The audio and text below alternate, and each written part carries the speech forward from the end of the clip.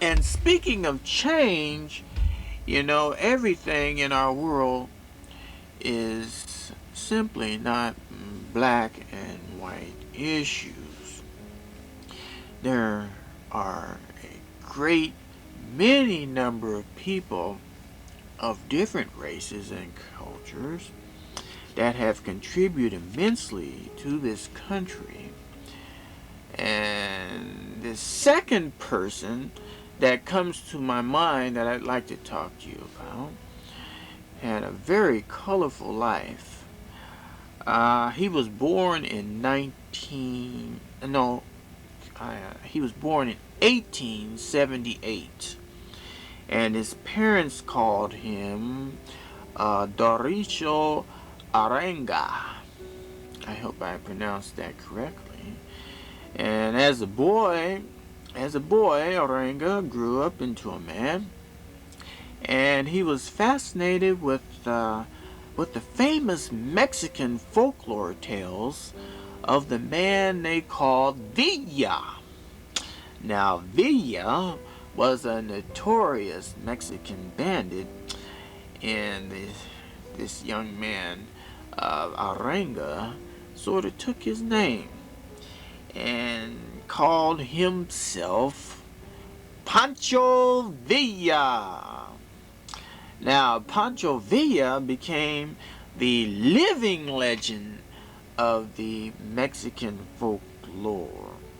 He quickly established himself as a bandit and an outlaw.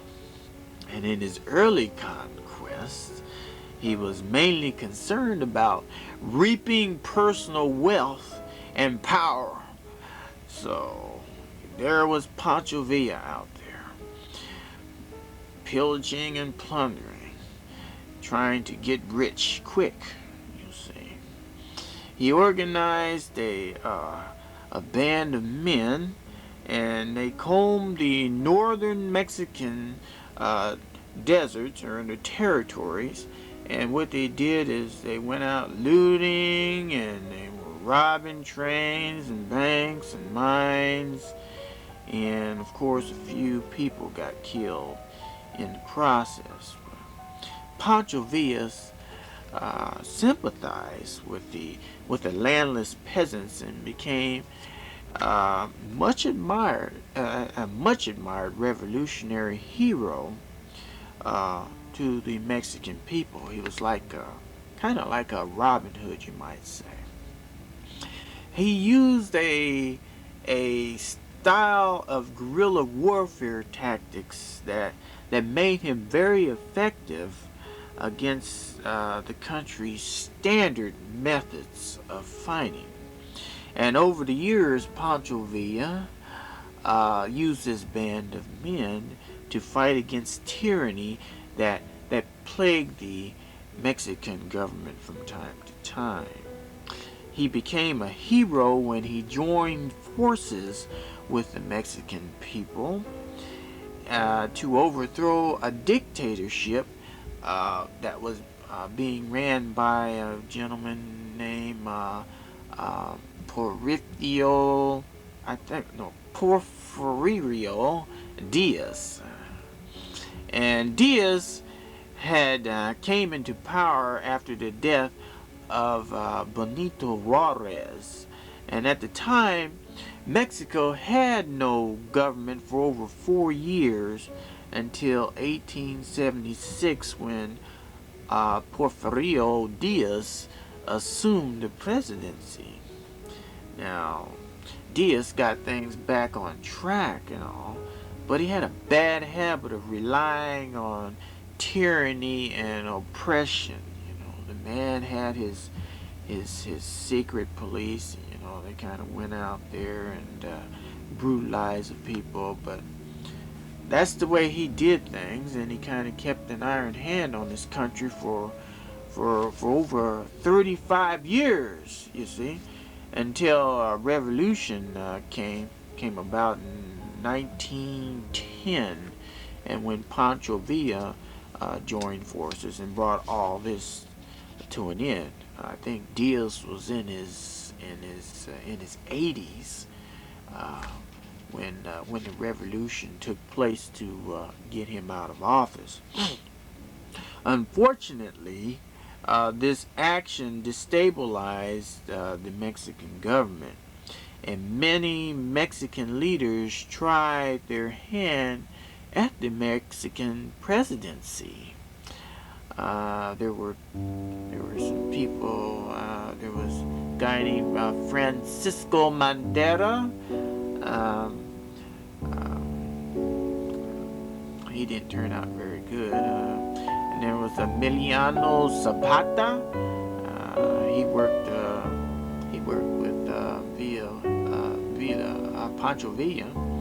And then there was another guy, Venustiano Carranza.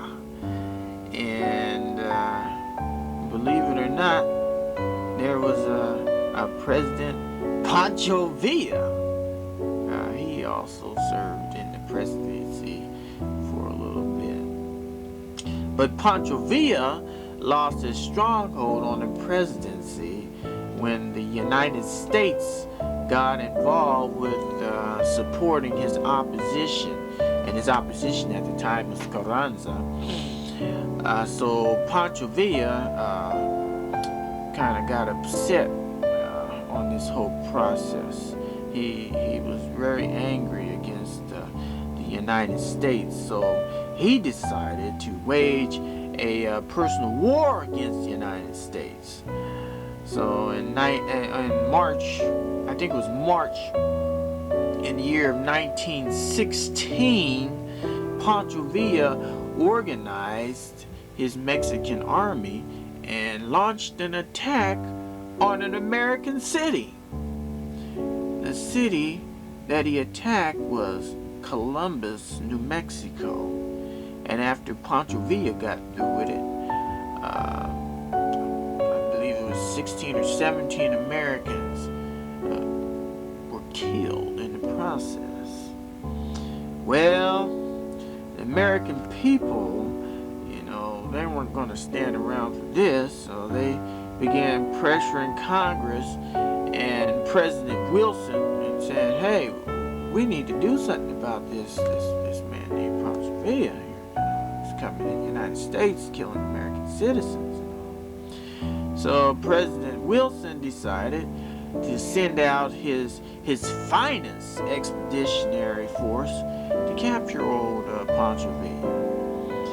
And to head it all up, he sent out a guy that we all know, General John Pershing, okay, and was to take command, and he was to organize his troops to find Pancho Villa in that northern Mexico desert out there. So, but Pancho Villa, remember, Pancho Villa was a seasoned guerrilla warfare fighter, and he knew every square inch of those northern territories. He basically spent his whole life out there, and when Pershing's men came out, all dressed up and all, well, Pancho Villa sent them all through the desert, tricked them here and tricked them there, and they sent them on all kind of wild goose chases, you see. And Pershing's men found out that the desert was mighty hot out there, and it was mighty dusty. And they also found out the desert was awful unforgiving to men that knew nothing about it. And they kept trying and trying month after month, trying to capture old Pancho Villa, and the whole thing came to as a failure to the United States. The expedition was called off, and when this was called off, you see, Pancho Villa stood victorious, and once again he loomed up to be a hero towards the Mexican people, and this time his victory was over the United States. Pancho Villa near the end was given the rank of general, and he was retired from the Mexican army in 1920. And 3 years later, old Pancho Villa himself was assassinated.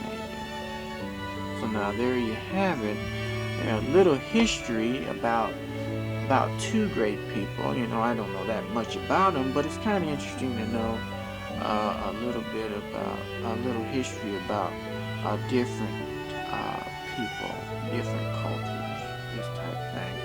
Today we learned about an African American who was a civil rights leader, and we talked a little bit about a Mexican revolutionary leader.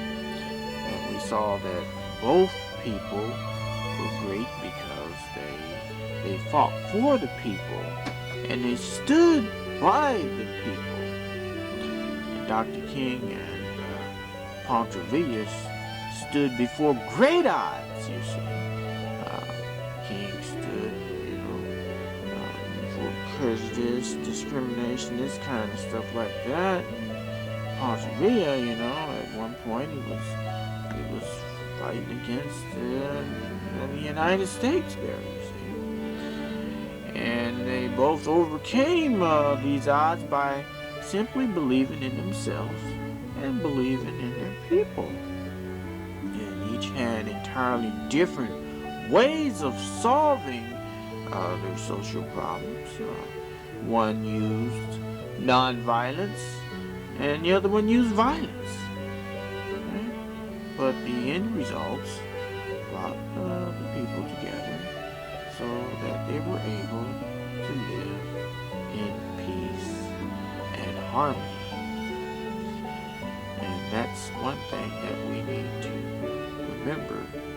If we don't remember anything else, we all need to live in peace and in harmony. And we must all continue to strive for peace and harmony in our communities and whatever we're doing. And with that, I leave you peace. And until next time, I'm William Martin, and this is Black on Black.